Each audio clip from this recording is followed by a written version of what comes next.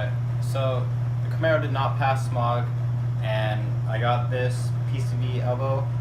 I found out this is cracked, could be causing a false lean condition, letting more air in, the vacuum leak basically, because the car is running rich, and we know that because of the emissions test was high in hydrocarbons. So I'm going to put this on, fix some vacuum lines, and then we're going to go get the catalytic converter cleaned, like the whole fuel system, whatever possible, get O2 sensors checked, all that tomorrow. So right away when I took it to the Smog shop, it failed the inspection test because I did not have this vacuum line. If you've seen in other videos, I've been missing this and I've been trying to find everywhere. They don't have this part. GM discontinued this part. So I went to O'Reilly's, picked up some vacuum line and put a little hose clamp on there because the guy at the Chevy dealership for the parts section just said it's just some sort of clamp, so I just use a hose clamp. Should be fine. This is the elbow back here is, you probably can't see, I'll take it out so it's easier to see, but the elbow is cracked and I need to find out a way to tighten this because I mean that doesn't tighten at all, it just falls out. So let me take that out right now. Alright, old parts on the left, the new elbows on the right, and these things get hot and they cool down multiple times throughout the life cycle, so that causes them to expand a little bit time after time, and you can see the crack is down here where the boot is,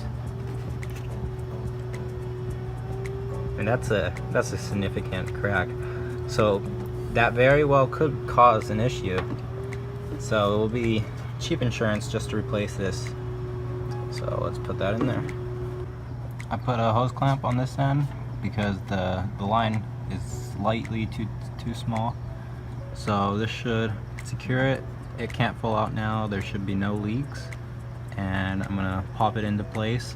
Now it should be pretty tough to get in because it's brand new and the plastic rubber, yeah, I think it's rubber, the rubber doesn't want to bend as easy as the old degraded one.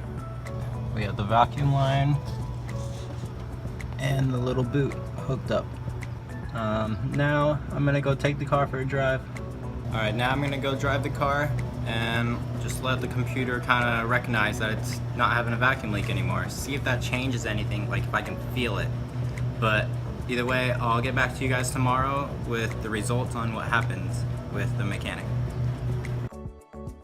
So here we are, about a week later, 3 smog tests later, a week spent at the mechanic shop, and this car passed smog.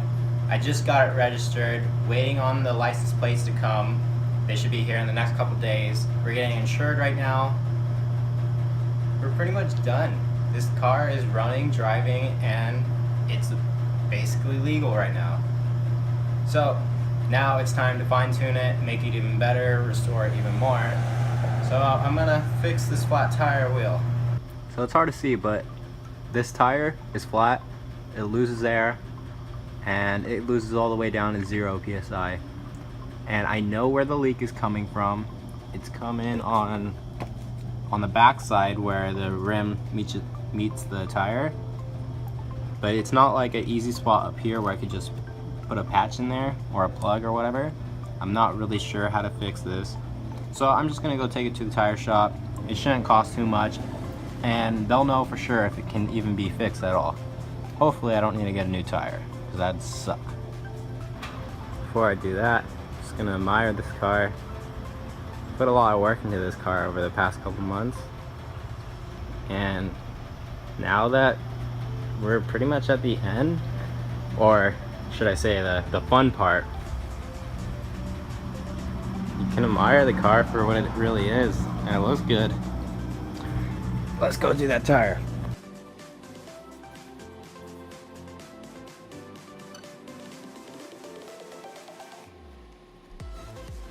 Off to the tire shop. And we're back. So I went to America's Tires and they told me they couldn't do anything because the tread on this tire is pretty much worn. In some spots, like, it's pretty bad.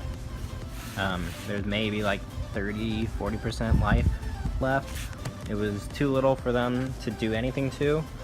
So they quoted me for a new one. It was gonna be like $90. So I said nope. I went to the used place where I got this tire from, and they just unmounted it, put a little bit of sealer stuff on it. You can kind of see that stuff. The leak was happening on this side, and yeah, see they did some stuff. So they did that all for free, so that's pretty cool. Now hopefully this fixes the problem. If not, then I might be looking at a damaged wheel. Could be bent somewhere, like internally. Sorry. It looks kind of flat here, but I don't know. Could just be imperfections of the wheel. So let's put it on and hopefully it works.